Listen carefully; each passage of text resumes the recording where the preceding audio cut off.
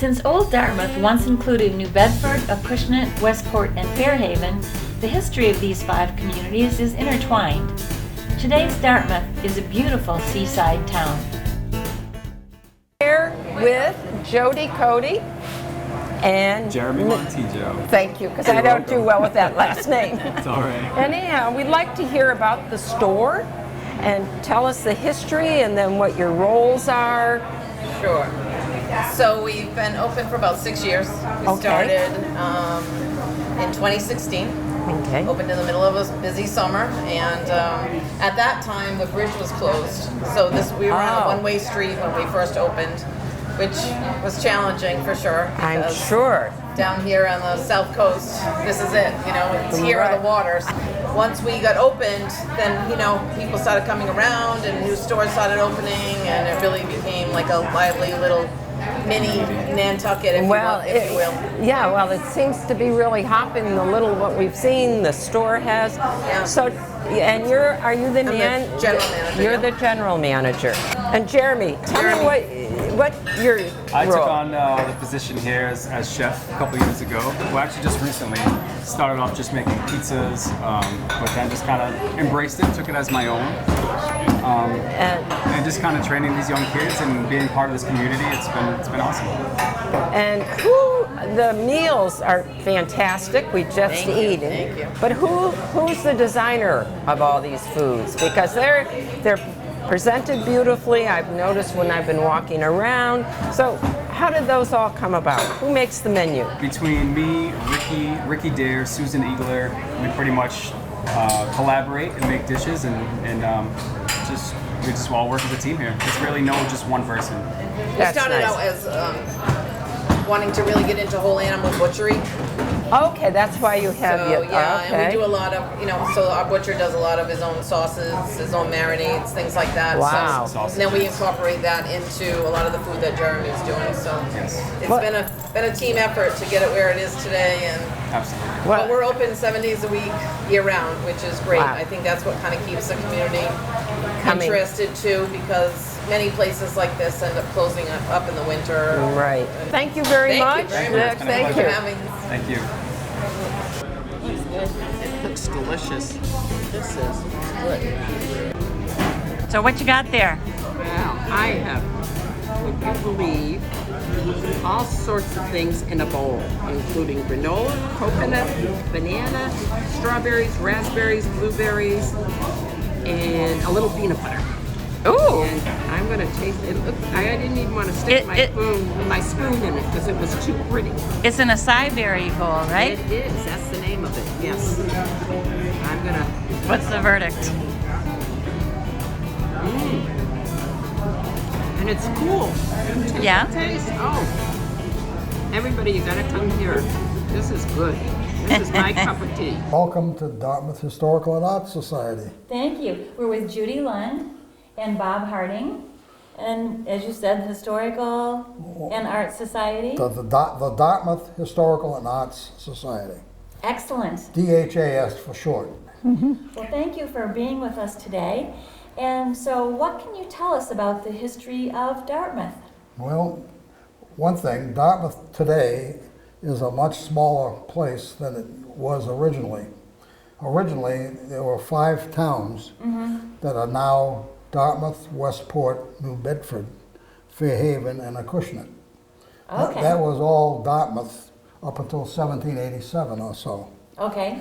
This town was settled because the Quakers were being persecuted in other parts of Massachusetts Okay. because they weren't normal. They were different. They were heretics, They were essentially, in the eyes of the government of Plymouth and Boston. Right. Yes, okay. Right. And so it was settled by these Quakers who came from Sandwich and Portsmouth, Rhode Island, and other places to get out here on the frontier. This was the frontier Okay. of the Plymouth Bay Colony. When was Dartmouth first incorporated as a town? Around 1651 or so, is that the right date? Yeah, about there. Wow. What is Dartmouth known for? What kind of community has it been? I imagine it started as a farming community like a lot of these. Yeah. Whaling was a major activity of old Dartmouth, including all the little villages. And All the bits. parts, yes. Yeah, all Well, the- we're in Russell's Mills. And Russell's Mills is our only neighborhood historic district. It's restricted. And so as you putter around Russell's Mills here, I saw you taking pictures, but looking down in the center, you'll see a lot of interesting old buildings. And then Padenham, which is over here, and you'll certainly want to go over here to Padenham. And the harbor has been a waterfront community, was a shipbuilding community very early on. The shipbuilding actually was burned during the Revolutionary War. But that's a very different community, and today has been discovered. Very photogenic. It's very pretty. And then Hicksville up here in the boondocks, a long way from all these Quakers down here, actually was Methodist and Baptist and another group of heretics. Dissidents. Yes, hidden away up here, and it stayed much longer as farmland. There's a wonderful old church up there from the early 19th century. There are a variety of older houses, very few in the 1600s. There's a Okay, yeah. 1702 house Okay, out on Old Westport Road near the University of Massachusetts, okay, and that's called the Cummings House.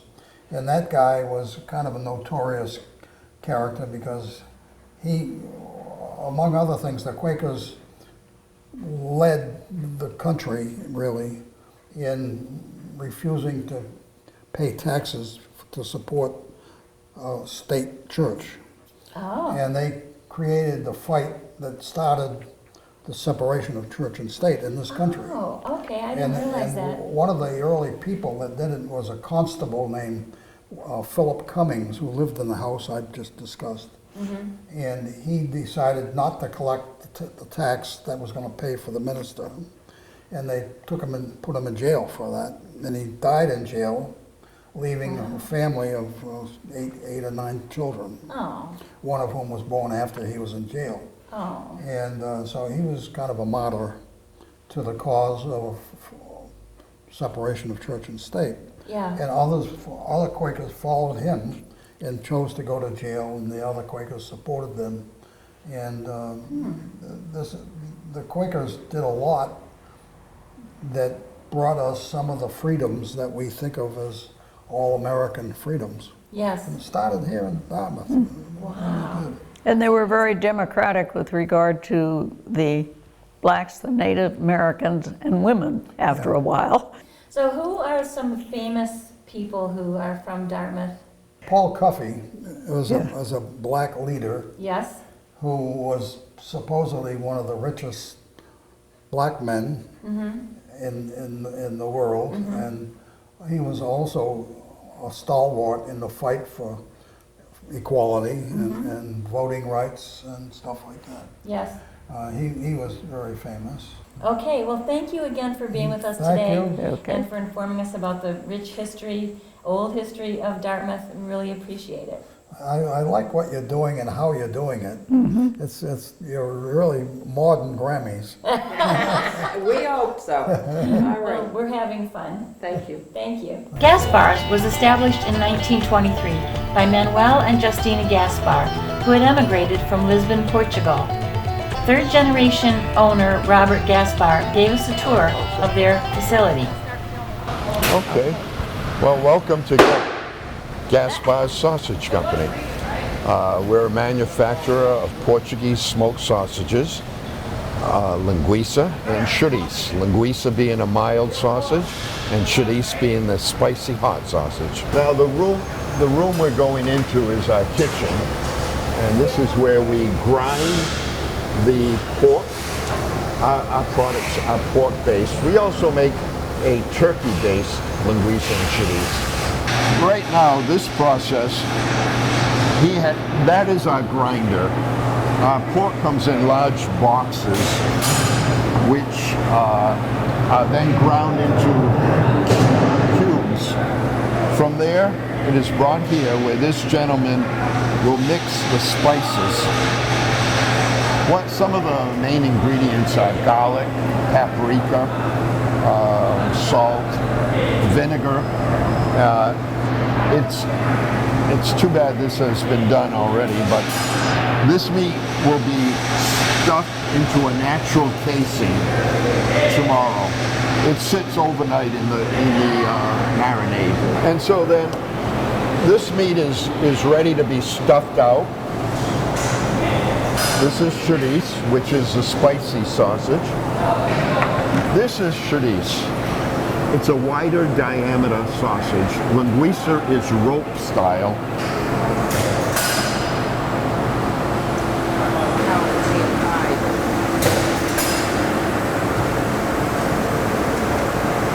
This is linguiça, the milder sausage. As you can see, it's rope style. And these will be cut into 1 pound packages when we go into the packaging room.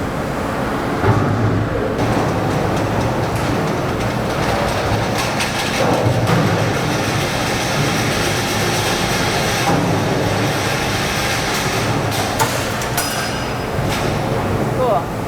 That was good.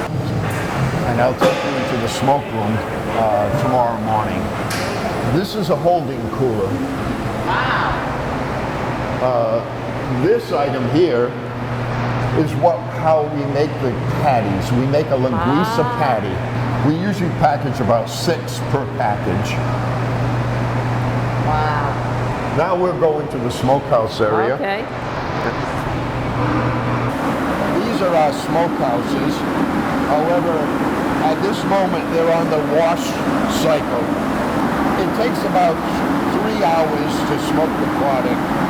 You have to get a temperature of about 151 degrees for 1 minute. What we call our blast chill room. Blast chill. Are you Portuguese? I am Portuguese. The last name is Gaspar. Very good. So, As I said, this company was started by my grandfather back in 1923, and we're celebrating our 100th year 2023. That's turkey. It's going to come down this right here. I can send a couple of packages down if you want.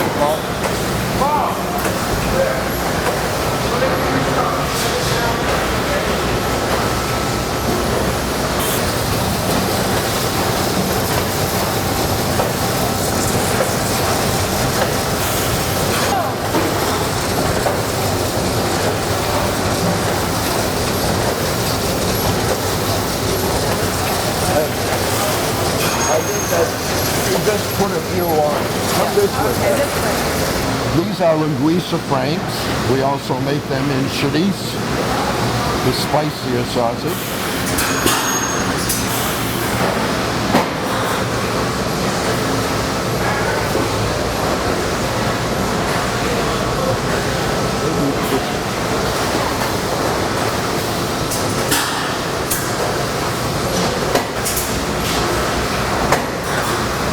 When he sends them down. oh, there we go.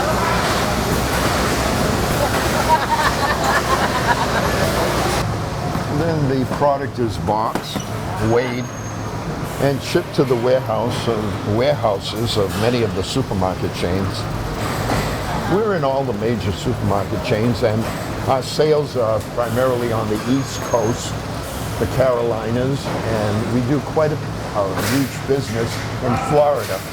That sign comes from the second facility where we manufactured linguiça. This was in New Bedford on Dartmouth Street, so we brought the sign with us, and we'll show you pictures here. This is Manuel Gaspar, the founder, and his wife, my grandmother and grandfather, Justina and Manuel Gaspar.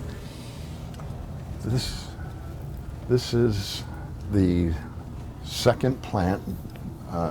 Originally, it was made in their garage on 14 Circuit Street in New Bedford.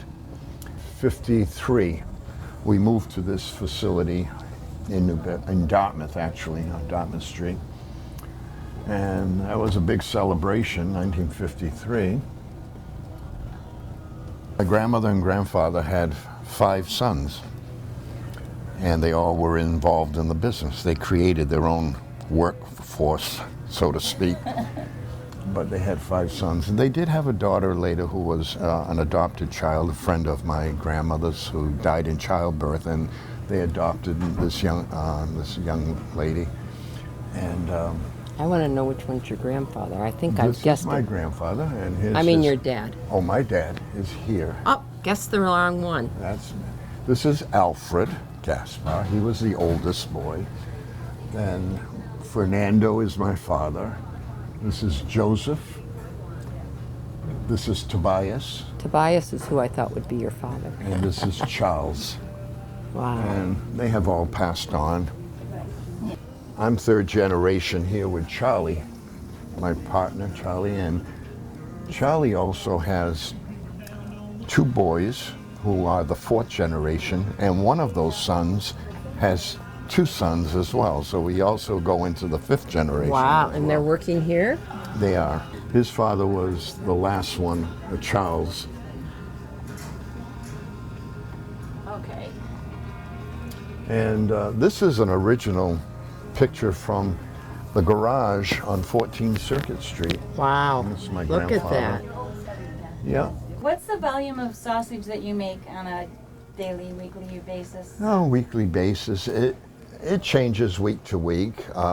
Summertime is our peak season, and you probably average about 60,000 pounds for the week. Wow. That's impressive. It runs anywhere between 40 to 60, averages between 40 and 60,000 pounds a week. Wow. So how much sausage do you 2 eat? I like it. I like it very much. Do you have lots of recipes, or your Oh, family? we do, and I'll give you some to take Oh, with I you. like that. Yeah, That's good. and we have a wonderful website where people can go and order. People have moved away from the area. Mm-hmm. During the summer season, we kind of close it down a bit, but as soon as winter arrives or the fall, we box it and ship it all over the United States. A lot of people who've originally from New Bedford area, relocated to California or Hawaii or wherever, we'll ship it to them. We're here at the Sobiloff restaurant in Dartmouth with Pete Biondi, and he is the manager. Yep. Thank you for being with us today. Thank you guys. Thank you, Grannies, for coming. Sure. So tell us a little bit about the restaurant. So the restaurant, we had taken it over about a year ago. We went through quite a bit of renovations. But this restaurant has been a restaurant part of this Dartmouth and Payden-Aram neighborhood for a very long time. It was once down the street, and then it moved to this location. It's gone through a couple different owners, but it's always been a local watering hole for everybody in the area. Great. But what are your specialties? I'd say that most of our specialties, I mean, to me, it's the perfect place for a lobster roll. We sell a lot of them.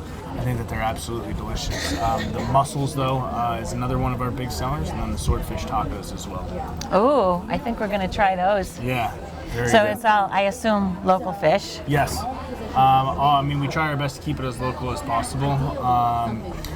Some things we Can't. obviously, yeah, we can't, so we get them from other places, but everything like oysters, scallops, things like that, we try and keep it as local as possible. Excellent.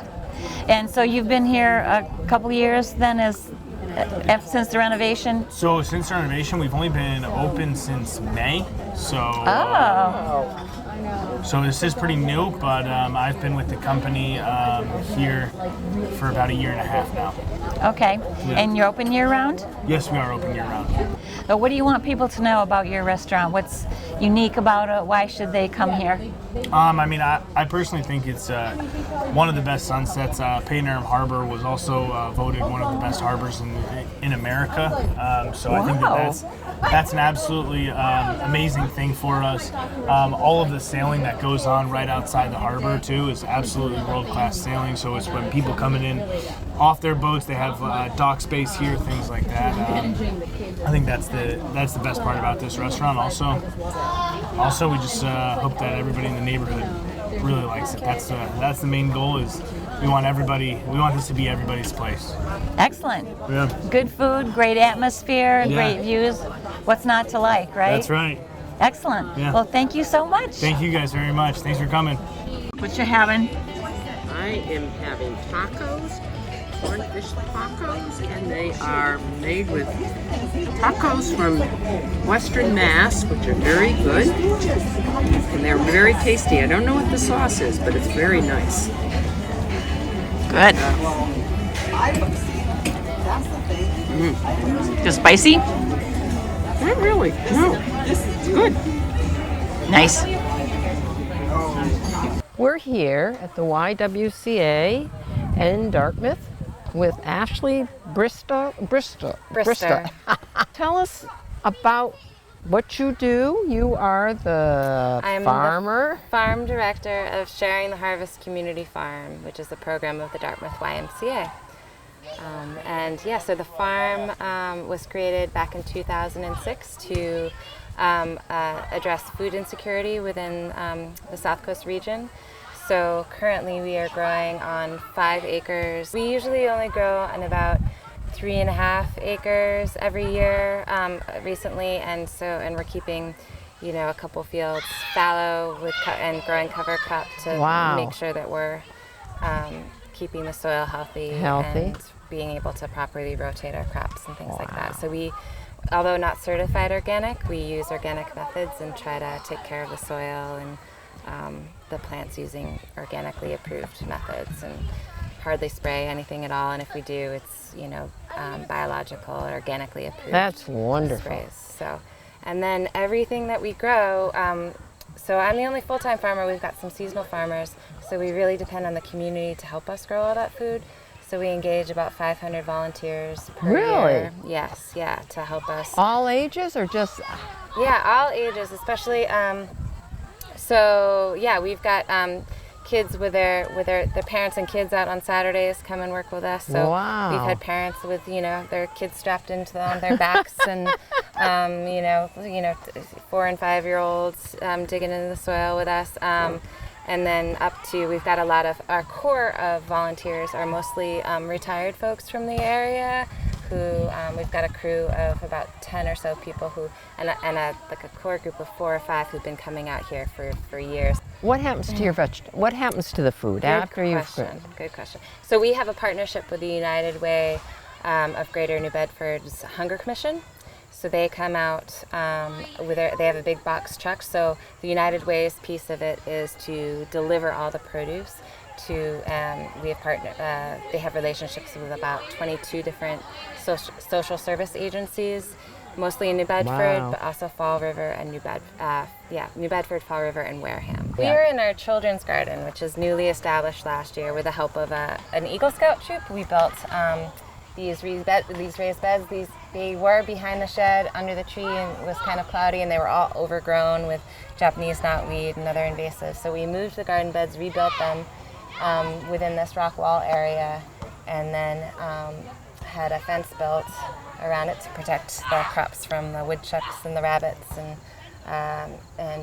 then we just hired a new education coordinator who's been working with both local school children during the spring to bring the kids on field trips. So Sarah went to the classroom and planted corn and beans with them, and they brought the corn and beans and planted them in this garden and outside the garden over there's there. the corn over there. And our after-school program kids, during the wintertime, we're doing cooking classes, and they started all the seeds you have early. cooking classes too? Yeah, especially in the wintertime, the kids love that. And we've been trying to incorporate it into the camp as well. So the after-school and the field trip programs started, planted everything, and then during the summer months, the campers are able to engage in the garden and pick and eat and cook with the produce that's grown here, and weed and plant. Do you find that by having them grow, they're more apt to taste something? Yes, most definitely. We had these trellises before. These are cucumbers growing up on these trellises now, and we've got some gourds, some ornamental gourds, some loofah gourds. But these were covered with sugar snap peas, and the kids it was wonderful to see them. They were like snacking on sugar snap peas all day. Really? And then they're digging up carrots and eating the carrots with the dirt and all, and snacking on cucumbers. These are loofah gourds. Yeah. So these are a type of gourd that you can make like a sponge from. So they'll get big, and it's actually like a loofah. So we thought this would be fun for the kids to grow and then make their own sponges out of the gourds. Really? Well, thank you very much You're for very welcome. sharing. That was great. Yeah, of course. Yeah, thank you for coming. Well, thank And, you. Yeah. I'm with Ben Shattuck, and he is the current owner of the Duval's Country Store in Dartmouth. So what can you tell us about the history of the store?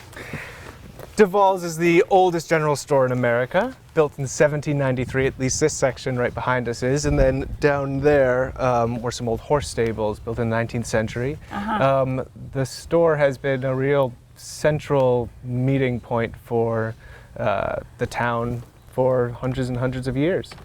And it has been a stopping point on my family's journey for at least 100 years. My great-grandparents lived here, my grandparents shopped here, my mom, and when my brother and I were younger, we would stop here for penny candy. Wow. Yeah. And I saw a big tub of penny candy in there that looked like And saltwater taffy. I wanted and, to just sit in it. Yeah. And the store itself now, it's basically 5 stores in one. It's a country pub, so you can get a Guinness or a whiskey. It's a sandwich place, cafe. There's a really thriving bookstore. Our bookstore outsells the bar most weeks. Wow. Yeah, which just goes to show what people are invested in these days. And a Yes. small green grocer, and the eggs, the cheese, the meat, it all comes from within pretty much a 10-mile radius. So it's a real local grocer. Oh, wonderful. How long have you owned it? Almost 2 years. Yeah, almost 2 years. So it's a new operation. My brother and I bought it together. Great. Yeah. Do you have a background in retail or anything similar, or are you just... No, just a lover of nostalgia and this area. I live just under 10 minutes down the road. My parents live 10 minutes down the other way, and I just love this town, and I feel like it's a shire. It's just Wow. a beautiful place with rolling hills down to the water and farmland, and a beautiful bay, and yeah, I just think it's wonderful. So no, I just wanted to have a space like this be in the town that I live. Yeah. So I just sort of went for it with my brother. Yeah. Excellent. It's interesting to think of how old it is because, George Washington could have walked in here Yeah. if he had visited. Yeah. And when I was redoing managing renovations in the front section, I was standing there on my cell phone looking something up, and I thought, man, if the people who built this saw me now, they'd have no idea what I was doing. Electricity wasn't invented, a phone wasn't invented. It would just seem so bizarre. Everything in this space, it is the original space, but everything, the light bulbs, is all new. And Right. it really gets you thinking what will be, in 220 years in our future. Yeah. Well, good luck with the store, and thank you very much for being here for us today. Thanks for talking with me. Good. Of course, our day would not be complete without stopping for ice cream. We found Dockside Ice Cream, and bonus, they serve a Acushnet Creamery ice cream made fresh daily in Acushnet, Massachusetts. I should have taken it before I did. Oh, there's the bucket. Oh, that was where we were supposed to go. Oh, look at it.